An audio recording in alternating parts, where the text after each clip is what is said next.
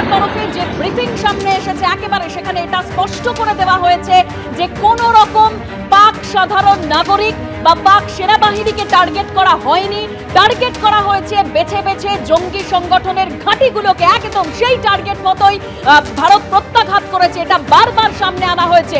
আমরা দেখেছিলাম পেহেলগাঁওয়ে একদম হিন্দু নিধন হয়েছে, নিরীহ পর্যটকদের খুন করা হয়েছে বেছে বেছে ধর্মীয় পরিচয় জেনে। যেভাবে যে সেদিন যেখানে উপস্থিত ছিলেন যে হিন্দু মহিলাদের সিঁদুর মুছে গিয়েছিল, তার পাল্টা জবাব অপারেশন সিন্দুর।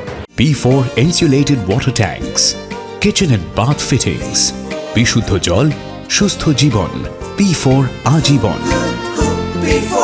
একেবারে যেখানে তাদের যে রিয়াকশন সামনে এসেছিল সেখানে যে মোদিকে গিয়ে বলো, মোদি তার পাল্টা জবাব দিয়েছে। নরেন্দ্র মোদি ভারতবাসীর প্রত্যাশা পূরণ করেছে, কারণ গোটা ভারতবাসী যেটা চেয়েছিল যে প্রত্যাঘাত করুক ভারত, জবাব দিক ভারত, বদলা দিক ভারত, সেই জবাব দিল ভারত। প্রধানমন্ত্রী প্রত্যাশা পূরণ করেছে। প্রথমে কূটনৈতিকভাবে আমরা দেখেছি কিভাবে প্রত্যাঘাত করা হয়েছে ভারতের তরফে, কিভাবে চাপে রাখার চেষ্টা হয়েছে একেবারে পাকিস্তানকে কূটনৈতিকভাবে, আর এবার সামরিক প্রত্যাঘাত ভারতের। ভারতবাসীর গোটা ভারতবাসীর প্রত্যাশা পূরণ করলেন প্রধানমন্ত্রী।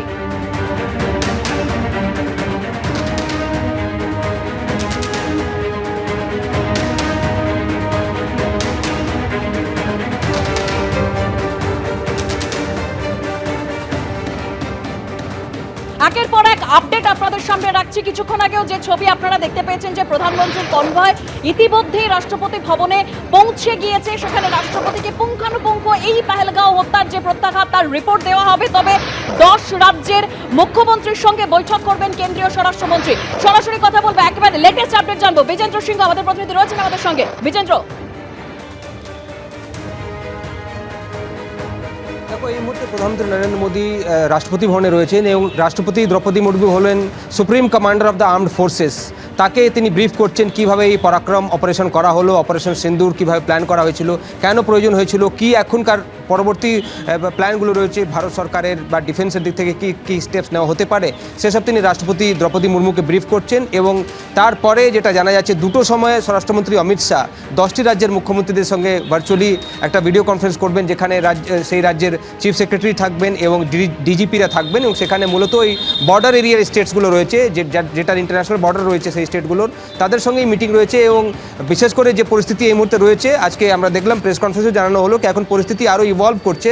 সেক্ষেত্রে বর্ডার স্টেটগুলোতে কীভাবে প্রস্তুতি রয়েছে, সেখানকার পুলিশ কতটা প্রস্তুত রয়েছে, যদি ইনকেস কোনো এরকম ইভেন্চুয়ালিটি আসে কি ফার্দার অ্যাকশনগুলো যদি নিতে হয়, সেক্ষেত্রে কী প্রস্তুতিগুলো রয়েছে এই রাজ্যগুলিতে, সেটার জন্যই স্বরাষ্ট্রমন্ত্রী অমিত শাহ 2টোর সময় ভিডিও কনফারেন্স করবেন, যেখানে এই 10 রাজ্যের মুখ্যমন্ত্রী থাকবেন এবং সেখানকার ডিজিপি এবং চিফ সেক্রেটারিও থাকবেন। অন্যদিকে এখন যেটা জানা যাচ্ছে কি ক্যাবিনেট যখন মিটিং হয়েছিল দেবস্মিতা, সেটাতে ক্যাবিনেটের মধ্যে প্রধানমন্ত্রী বলেন কি তার সেনাবাহিনী যে অ্যাকশন নিয়েছে সেটা তিনি ক্যাবিনেটের সদস্যদেরকে জানান। সেখানে আমরা দেখেছি কি তারা টেবিল চাপড়ে তারা কংগ্রেচুলেট করেন প্রধানমন্ত্রীকে এবং যে পরাক্রম ভারত সেনা দেখিয়েছে সেটাকে সাধুবাদ করা হয় আজকে ক্যাবিনেটের মিটিংয়ের মধ্যেও। ক্যাবিনেটের পর আমরা দেখলাম ব্রিফিং হলো, আজকে ব্রিফিং হয়নি কিন্তু ক্যাবিনেটের আগে যেটা ব্রিফিং করা হয়েছিল, বিদেশ সচিব যে ব্রিফ করেছিলেন সেটাতে তিনি জানিয়ে গেছেন কীভাবে এই অ্যাকশনগুলো করা হয়েছিল। তবে সিচুয়েশন এখনও ইভলভ করা হচ্ছে, আরও কোনো কোয়েশ্চেনের জবাব তারা দিতে চাননি। পরবর্তী স্টেপসগুলো কী ভারতের প্ল্যান রয়েছে সেটাও রয়েছে, এবং যেটা তুমি বলছিলে একদিকে মিলিটারি অ্যাকশন রয়েছে, অন্যদিকে ডিপ্লোম্যাটিক অ্যাকশন রয়েছে, অন্যদিকে ইকোনমিক অ্যাকশনগুলো রয়েছে।